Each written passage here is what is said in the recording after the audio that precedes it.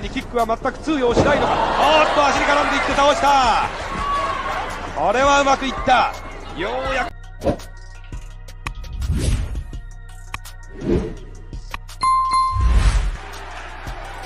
Tell me when I'm telling lies. Let me in.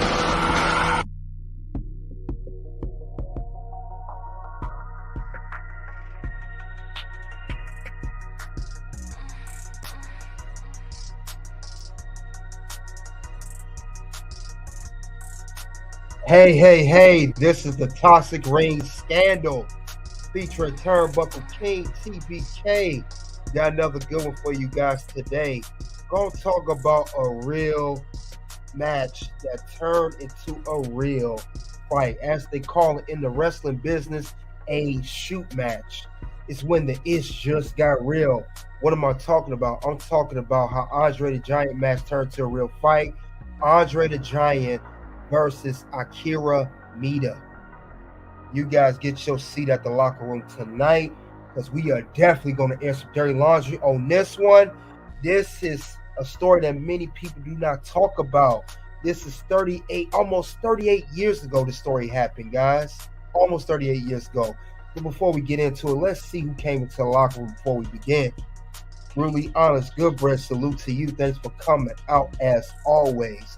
XL Pro, salute to you as well. Well, now let's get back to business. This match that turned into a fight, it started out, like I said, almost 38 years ago. The 38 years will be this month. It happened on May 26, 1986. And we are almost there.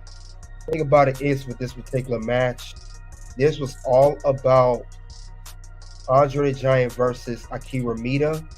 And the thing about it is, it's a case of Andre the Giant who's known for being drunk. It said, could it be a case he refused to cooperate or an attempt to discredit Maeda by making him look foolish? Now the thing about it is, it's about these two men, and we could go into the specifics of who's who and what's what. Now I know people know who Andre the Giant is. We all know who he is for the most part. He's a legend, one of the largest giants ever in the WWE and in wrestling history. We know Andre had a history with New Japan Pro Wrestling. Thing about that is, guys, his opponent we don't know so much about. So let's see. Oh yeah, like, subscribe as you come in, and I'm also live on Facebook.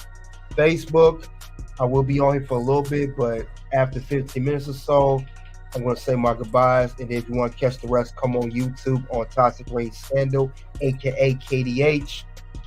You know the rest if you know me on Facebook as well. Now let's get back to business. Like, subscribe as you come into the locker room.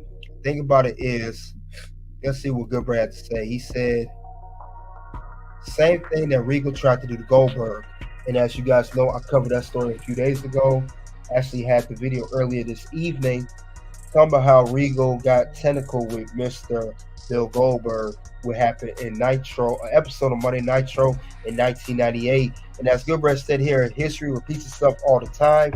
Yes, it does. This is not the first occasion with Goldberg and William Regal. The first occasion was honestly back in 1986, like I said, almost 38 years ago.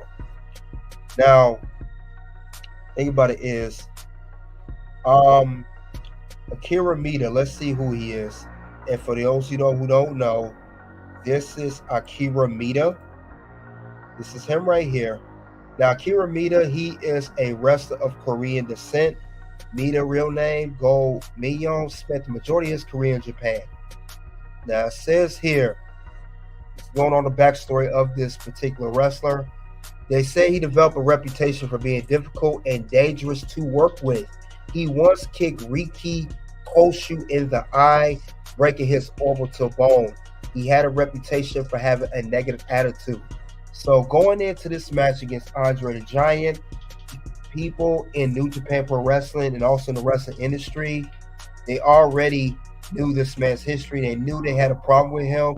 And he also, as I stated, kicked rekey in the eye. So they got tired of his attitude, and they said on record, they said on record pretty much, they wanted to teach this man a lesson of how he treated people with his negative attitude and hurting people inside the ring. That's crazy. This man kicked somebody in the eye.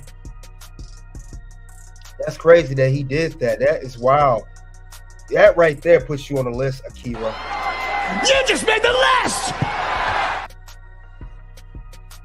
So yeah, that already put you on the list before we begin. Man. But yeah, he was known for having a bad attitude. And they wanted to teach him a lesson by bringing Big Andre the Giant in. So this match was set up. Now let's give the basis of this match. This match, just for the record, let you guys know, this match happened before Hulk Hogan Andre's WrestleMania 3 match, the classic WrestleMania 3, where, you know, Andre was pressed over Hulk Hogan's head, where he pressed him. This was before that match, and they said that in Andre's body had began to break down. This was not the prime Andre the Giant. This is Andre as he was slowing down his career. They said they robbed some of his grace of athleticism. But yeah, this match was definitely before that. Let's see. Goodbread said most New Japan wrestlers are very risky in that ring. Why am I not surprised? Maeda. Yeah, if I said it incorrectly, but yeah, Akira Maeda. However you say his name. Anyway, you guys get the gist, pretty much. But yeah, this is the whole base of the match. This guy had a bad reputation. And like I said, they brought Andre the Giant in to teach this man a lesson. So like I said, we all know this is Andre the Giant. For those who don't follow wrestling, Andre the Giant, one of the, if not the biggest giant in wrestling history, who passed away in 1993 at the age of 46. But he was very known back in the 70s and 80s. But yes, this was a crazy match. Now, after I talk about this match, of what happened, I will play interviews by Wrestling Colin and also Dutch Mantell. They will discuss this match as well, and of course I will react to that. So let's see what the locker room have to say. Also, Cody Rhodes so far. This is not about Cody. This is about Andre versus Akira Maeda. Let's stay on topic here, but thank you for coming out, the DIDES. Let's focus on topic here, please.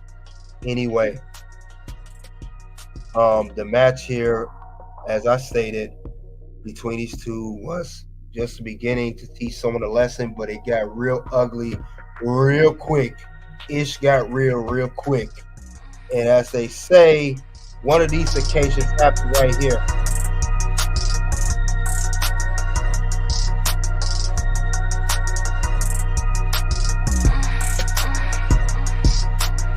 Really got bad here, guys. So think about it is it went from ugly real quick. You about to get that work, son. First someone got that work, but all I know at the end of the day, what it comes down to is not only someone got that work, I will say this as well, that when it came down to it, also, not only someone got that work, before the match began, it happened. Shit's about to hit the fan. So the ish is about to hit the fan. So, fuck your seatbelts, get ready.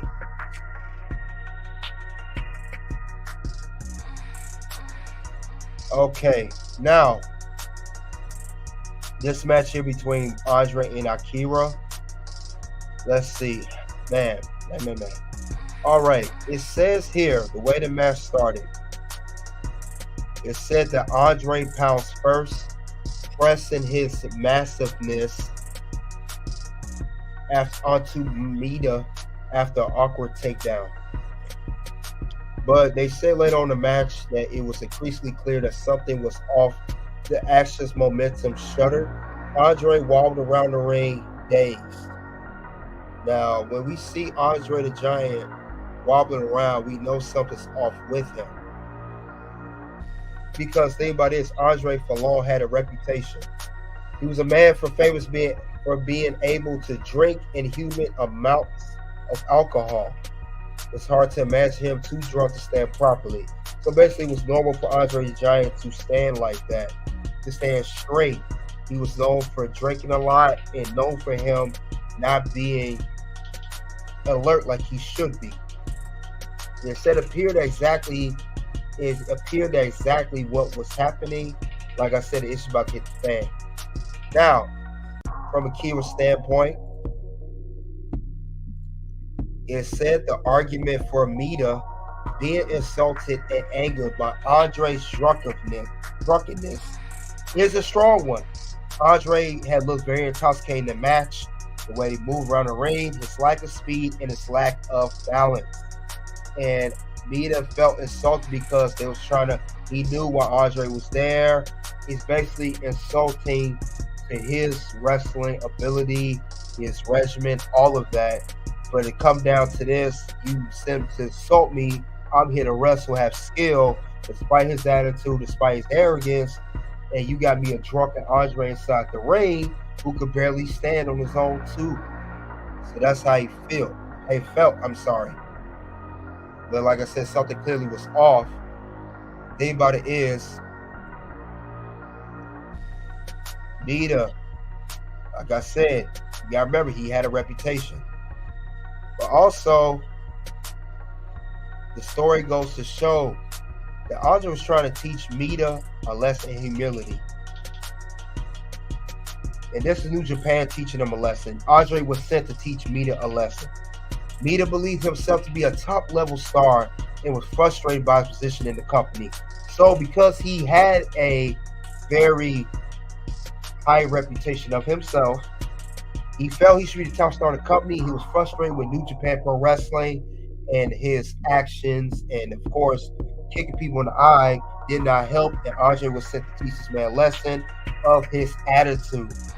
But they said Andre seemed to be more than enough to manhandle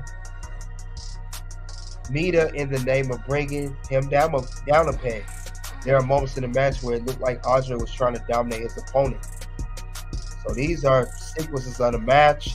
And as you can see, Maeda, he gave Andre that work. And it shows that he gave him that work. キックは全く通用しないのか。足に絡んでいって倒した。これはうまくいった。ようやく糸口。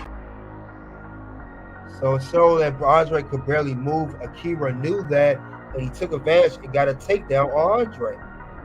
That's the crazy part about that, guys. So it's just unfortunate for Andre. Did not turn out too well for him.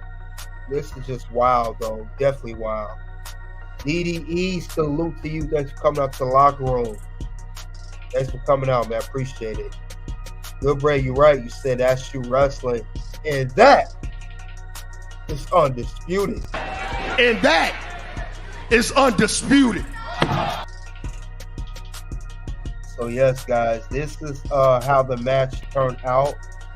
Andre was sent to teach Akira Maeda a lesson and humility, with his attitude, the way he treated people. That's how they got down New Japan. New Japan do things a lot differently than they do here in the United States. And it did not turn out too well for Andre because he was intoxicated. Akira gave him that work, took him down, and that was the end of that. Not only gave him that work, he left Andre on the ground in the middle of the ring back in, like I said, 1986. But New Japan, they do things a lot differently, man. They are really, really, really, really dirty out there. They some dirty boys out there. You got to watch out for New Japan. You don't do things Japan's way, you get serious work over there. Yep.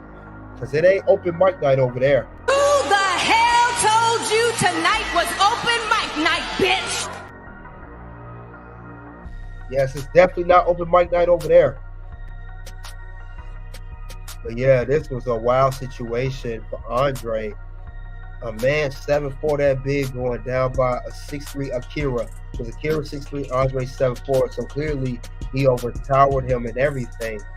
So this was a crazy situation. And like I said, This is one of the most, and I heard they're not known just for this match. And, I heard Ric Flair got the situation with them too.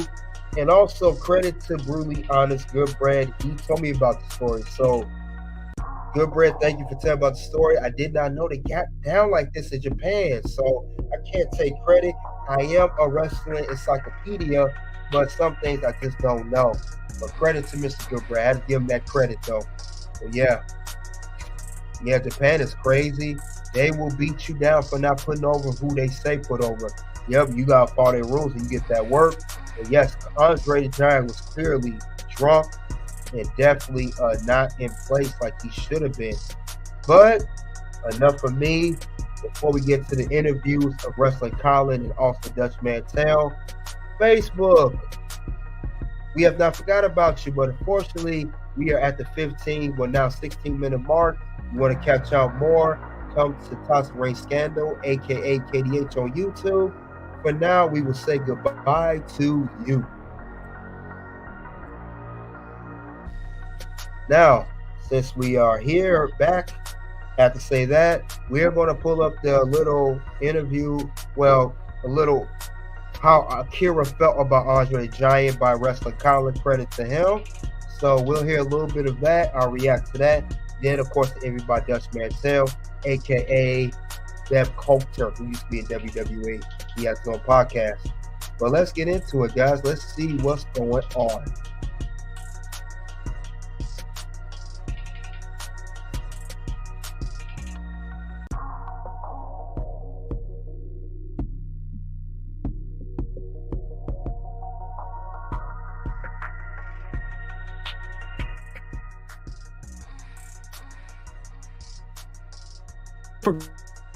Formidable Giant crossed paths with perhaps the most dangerous shooter in Japanese pro wrestling. Mystery and intrigue surround the reasons why both men did what they did. But first, let's take a look at the actual match.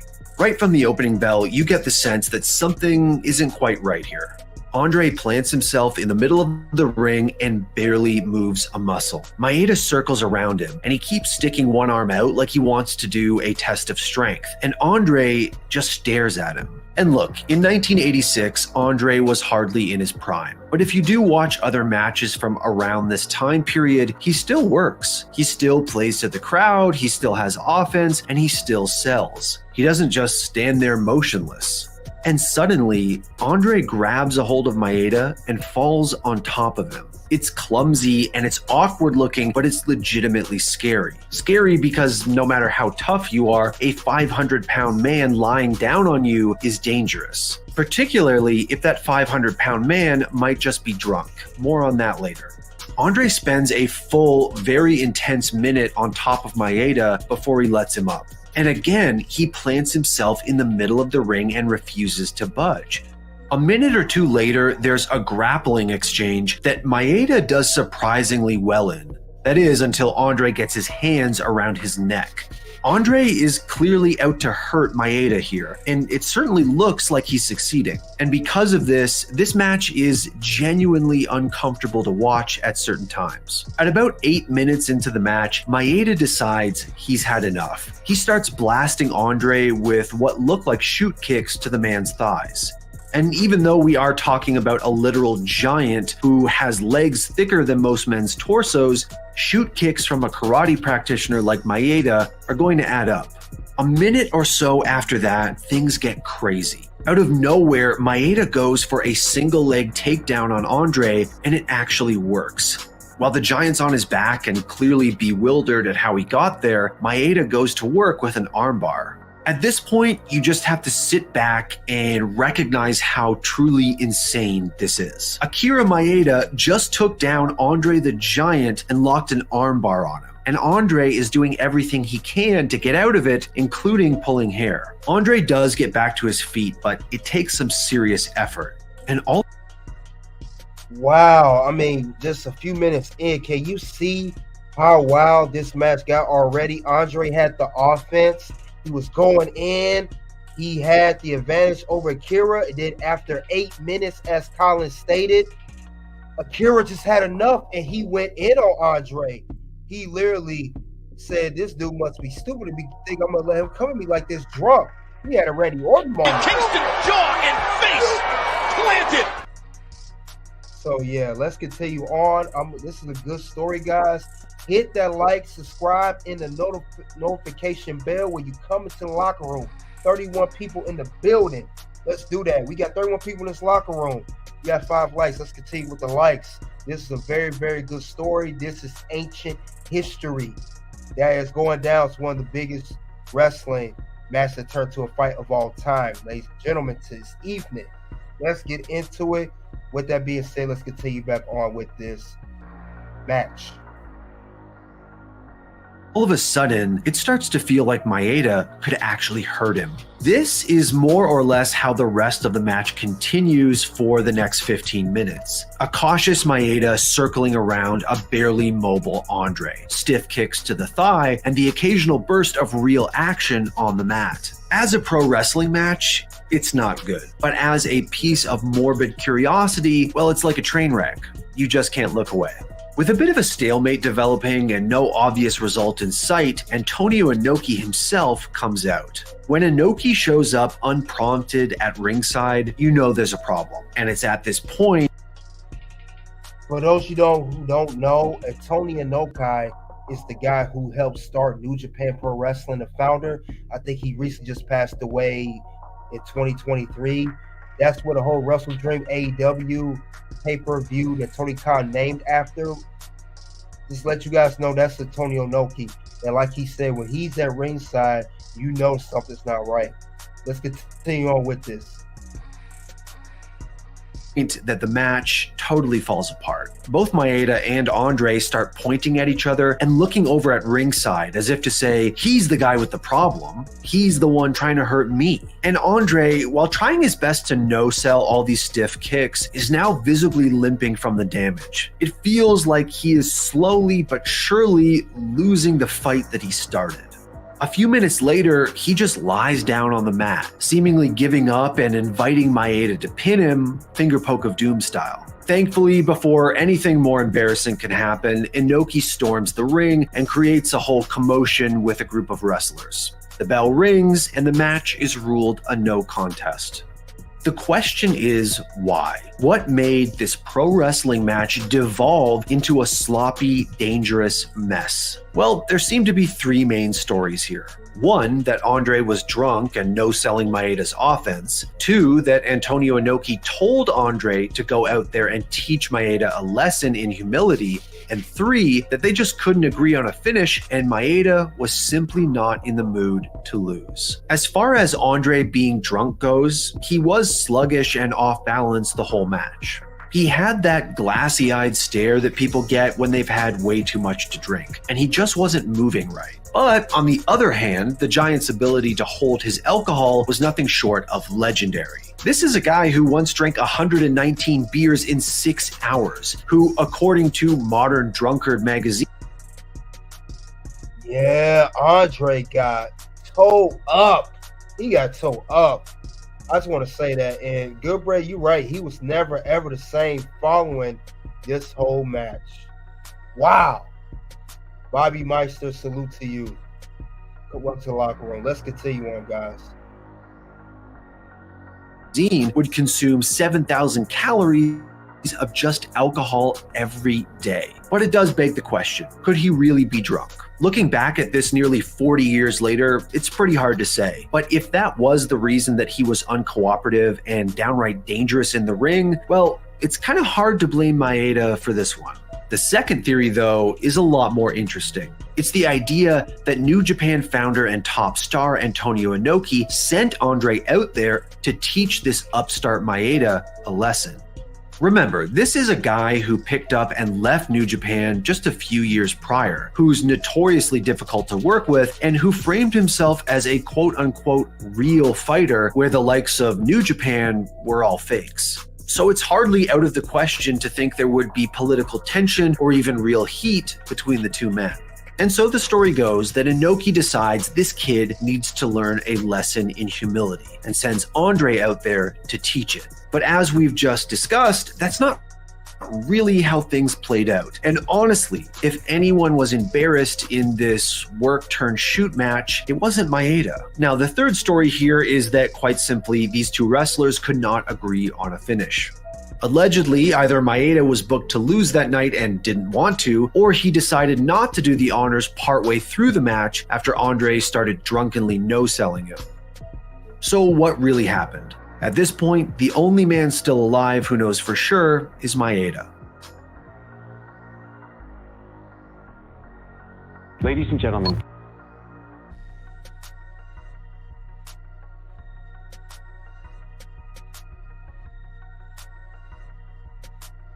1987, Maeda the Menace was back at it again. Okay, that's Wrestling Colin. He talked about how the whole match went down. He went a little more depth than I did, but he talked about how Andre got that work, like I stated. And this man not only developed a reputation of being hard to work with, also he had left New Japan prior because he considered himself a real fighter. So he really thought he was that dude. And basically, Japan wrestling was a joke, like he said. New Japan was a joke. Japan was a joke, basically, according to him. So that's just crazy that they came all the way down to this. I will say, too, if Andre the Giant was sent to do a job, why would you go there drunk? You got to be alert. You got to be on your feet. If you're sent to do a job, this basically was like a hit. This was a hit. In wrestling terms, this was a hit, man. Let's call it what it is. You said to do a job. Why would you come there drunk, Andre? And then, I mean, we knew Andre was getting older, but why would you come in the game like that? That's like a hitman being sent to do a job, you know, to assassinate someone, but he's not alert. He's drunk. If he's not alert and he's intoxicated, he's not to be able to perform the job at the best of his ability. And there's a very good chance that this hitman may not even get the target like he's supposed to. And that's exactly what happened with Andre. Andre had the early offense, but Akira caught on and he just took Andre down, which shows why Andre was never able to recover. And this, like I said, was before the Andre versus Hogan match at WrestleMania 3 of the same year, 1986. And he just never rebounded following this. And I wonder why Andre's career had went down following the loss to Hogan. Now I know it wasn't just the Hogan loss that brought him down. This match was brought him down. That's wow.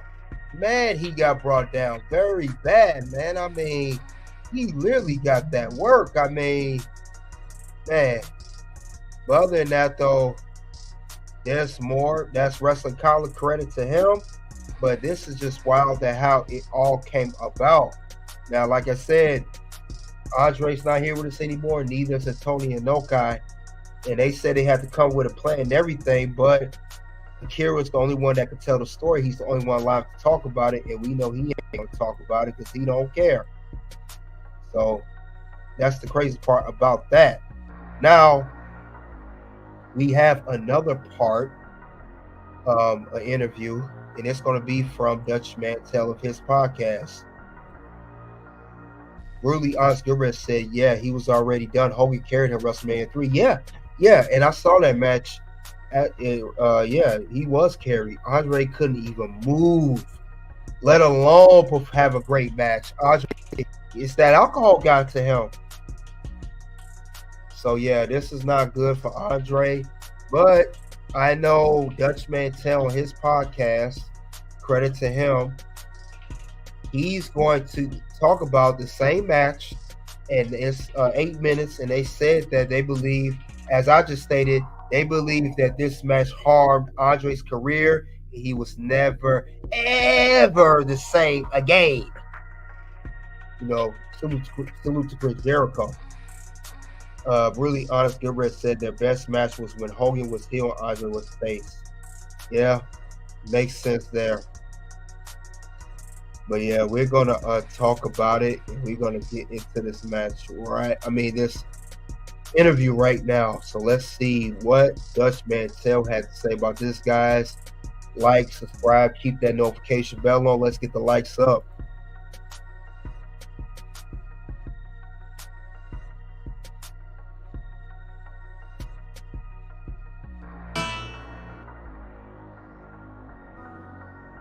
Let's get to the questions, Dutch, and the first one is from Dave Tyler. There's been some renewed interest in matches that devolve into shoots recently, and especially the legendary catastrophe between Andre the Giant and your old friend Akira Maeda. The story was that Andre was told to teach this young Maeda a lesson, but Maeda had other ideas. So we're going to watch a couple minutes of the match, and you're going to do some critiquing of it. You ready? Go ahead.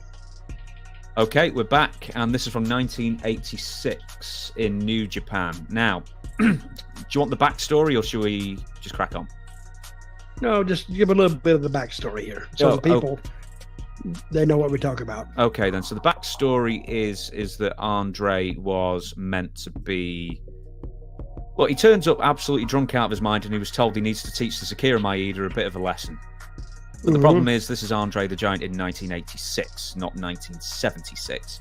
And he's very much more overweight, and he's just not moving how he used to. And young Akira Maeda has been chopping away at his leg for a considerable amount of time after Andre started going for Akira Maeda's eyes. So, we'll just play this. In fact, I'm even going to go a little further up. Where am I going to go? Up to here. So tell us what we're seeing, Dutch. Not that we've seen much.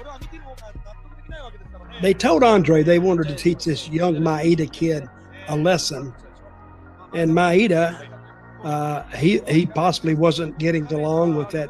What company was this? New Japan, so it would have been Inoki. Inoki, and Inoki didn't much like him because this kid he could see he's an up-and-coming star, and he wants Andre to teach him a lesson. So what you're seeing here is about what they did for the first 20 minutes of this match. It's boring as hell. All Maeda did was kept kicking Andre's leg. He would take his right foot, his right leg, and he would kick Andre's left thigh bone, or the thigh area, and this went on and on and on and on. And Maeda, he was trying to take Andre down. He eventually did take him down. But what are you going to do with? Yeah, but what are you going to do with a guy 400 pounds or maybe more? Yeah, and the rest of it. And to take him down, you couldn't do nothing with him. No, yeah, he tries to, but he didn't really take him down. Andre just falls. Andre was drunker than Cooter Brown. And those Japanese fans are all over the place.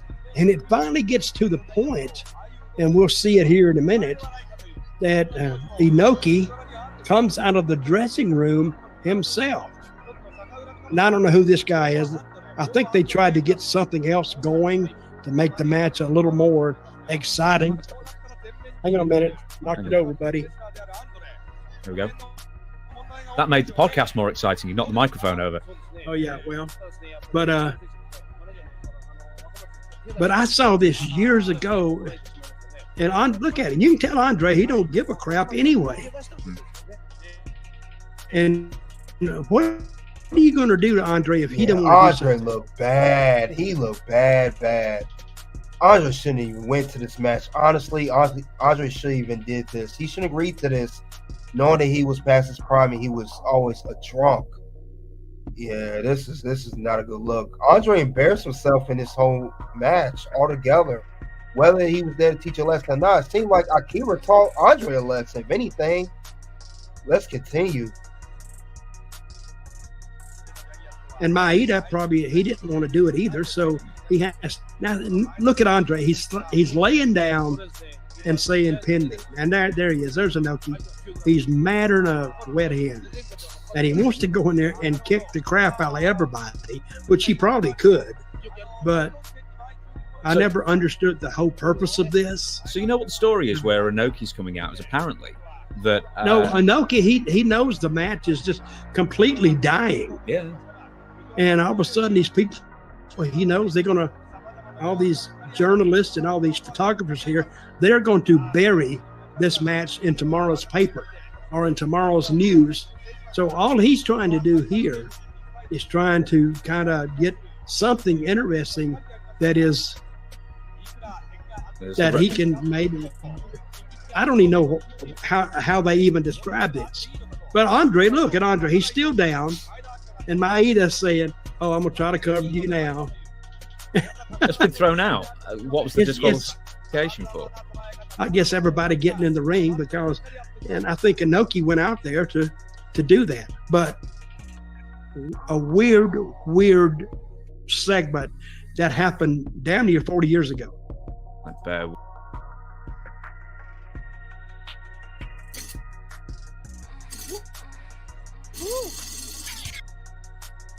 With me one sec. Right, so apparently the story is that when Inoki came in, Maeda turned around to Inoki and said, "Can I finish him?" And Inoki said no. So, he was frustrated, and we've gone through the whole thing there. But I wonder, I mean, you can take me back to 1986. Well, okay, let me ask you this. Yeah. Who was supposed to win this match? Great question. I don't know. Can I finish him? No, he can finish him if Andre wants to be finished. What are you going to? I don't get it. I don't get it at all. I would like to have been a fly on the wall in that dressing room when Inoki, Maeda, and Andre came back. Of course, I'd have to speak Japanese to know what they were talking about. But I would really like to know the dressing room's response or the feelings about this. And I would like to know what Inoki thought about it. Crazy. So... Now, in the mid-'80s, you were in Japan a couple of years earlier. You got knocked out by Maeda with a spinning heel kick. Maeda. Yeah. I wish Andre just beat the crap out of me to pay him back for knocking my ass out about 4 years earlier. Yeah, we need to rewatch that sometime. That's a story for another day. I know we've told it, but... Wow, he knocked him out too. Wow, that's crazy. Yeah, this dude was dangerous, man. Akira, you're dangerous, man.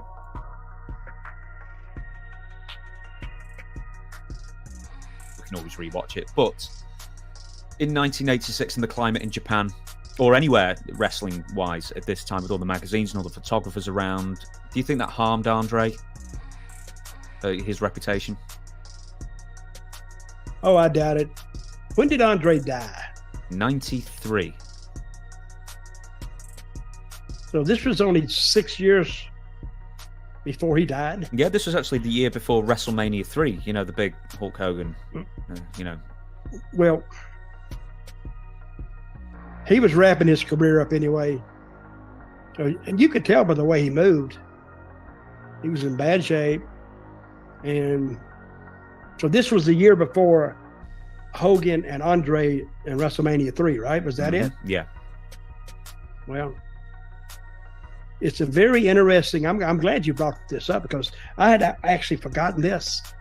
So they had some heat between Maeda and Inoki,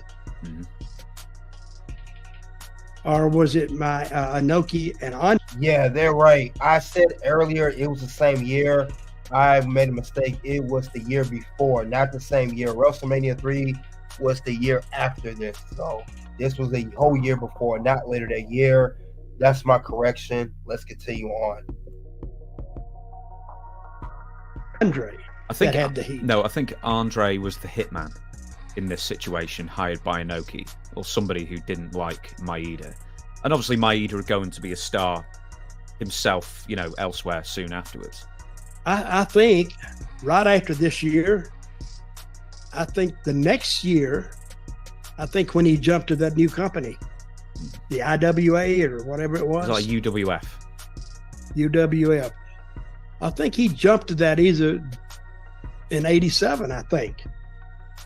I'm horrible on dates, so that's what you're good at. But it looks like the political waves at this point in Inoki's company was getting a little bit rough, and there was a lot of bad feelings on both sides.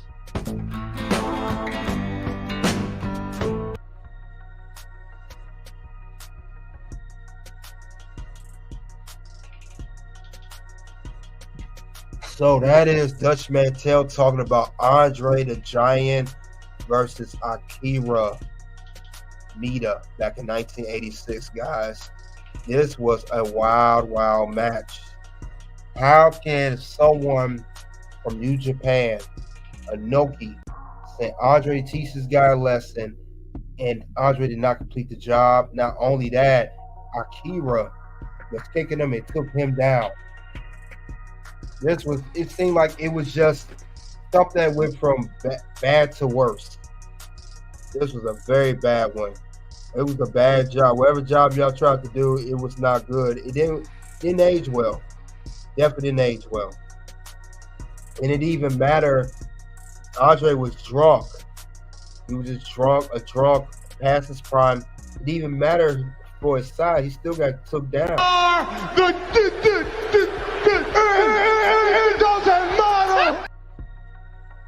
It doesn't matter how big he is. He still got took down because of his shape and his health. That's crazy. This match was 6 years before Andre passed away in 1993. But yeah, guys, that's what Dutch Mantell said about Andre the Giant versus Akira Maeda.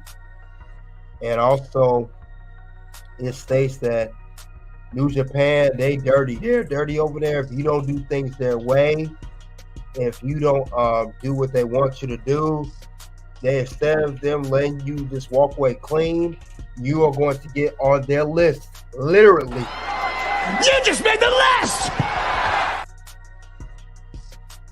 So yeah, they don't play over there in New Japan. And I heard they did a lot of dirty stuff. And they, as they mentioned, they said that he did something to Dutch Mantell. And also he kicked the other guy in his eye. That's wild though. This man had history of taking people out. It seemed like no one ever taught this dude a lesson. But yeah, guys, let's do a quick recap. We talked about the story of Andre the Giant, how he was getting late in his career. We also talk about how Andre the Giant also was late in his career. He was sent to do a job to handle Akira Maeda. It did not go as planned. And now we know not just they didn't go as planned, Andre was passed out, and also Antonio Inoki stepped in during the match, which he never ever does, and it was just never the same and everything. Laverne Lowe, welcome to the locker room. Appreciate you coming by. You said Andre drank a whole case of beer at one sitting sometimes. That's very true. He sure did. Drank so much because he was so big. I'm surprised he could stand. He did this right before his matches. And he was clearly drunk before this match here, but yeah. So, like I said, Wrestling Colin, he covered the whole match, the breakdown. He talks about how Akira Maeda had a bad attitude, bad reputation. And he was sent there by Andre to do a job. Antonio Inoki and Akira did not see eye to eye. And then Akira, he thought he was bigger and better than New Japan Pro Wrestling. Then, of course, Dutch Mantell, who's been in the industry for a long time, he remembers this story. And they broke down how this was in 1 year before the famous WrestleMania 3 match of Hulk Hogan versus Andre the Giant. So this is just a crazy story. And it just shows how Andre was way past his prime. He was never, ever the same. And as Dutch Mantell stated, his career was already done. He was wrapping up, and he just was not guy no more. Like they said, it was 1986, not 1979. Even his match with Hogan, he was carried by Hulk Hogan at WrestleMania 3. So it's just an ugly one. Yeah, so this is the recap. Like I said, Dutch Mantell covered it perfectly. Credit to Dutch Mantell Podcast. Wrestling Colin as well covered it very well on his part. Much credit to that podcast. But yeah, guys, that's all I have regarding how Andre the Giant match turned into a real fight. And this is Andre the Giant versus Akira Maeda back in May 26, 1986. The fight where Andre was out by kicks of Akira Maeda, and Andre was clearly drunk before the match. Thank you guys for coming out to the locker room tonight on a Sunday evening. We'll cover more matches like this. I covered, you guys, also I got the Hogan versus Shawn Michaels, and of course Regal versus Goldberg. Also covered matches like this and situations behind the match.